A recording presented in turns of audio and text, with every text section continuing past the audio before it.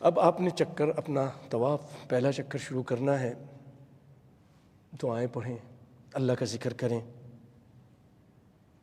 یہ جگہیں ایسی ہیں یہاں جب دعائیں مانگی جاتی ہیں بہت زیادہ امید ہوتی ہے کہ وہ قبول ہوتی ہیں۔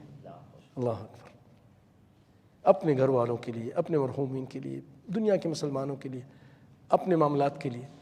اچھا، اب اس کے بعد ہوتے ہوئے حج اسود سے آپ نے شروع کیا، یہاں پر آ جائیں گے رکن یمانی، اس کے بالکل سامنے یہ حج اسود ہے، یہ رکن یمانی۔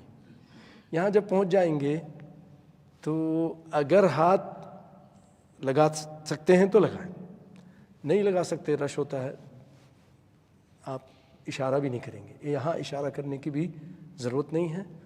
اور ہاں، جب یہاں پہنچ جائیں گے نا یہ رکن یمانی، تو اب آپ نے اپنے دعاؤں کا رخ تھوڑا سا بدلنا ہے۔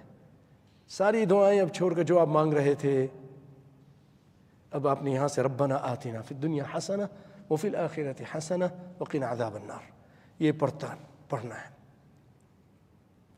دنیا اور آخرت کی ساری بھلائیاں اس میں مانگ لی گئی ہیں، تبھی تو آپ صلی اللہ علیہ وسلم نے بتایا ہے اس اہم موقع پر۔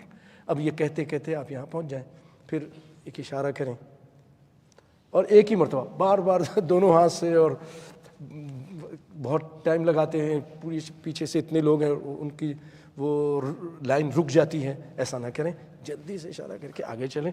2 چکر 3 چکر اس طرح کرتے ہوئے 7 چکر پر آپ وہاں سے نکل جائیں، 7ویں کے بعد آپ وہاں سے نکل کر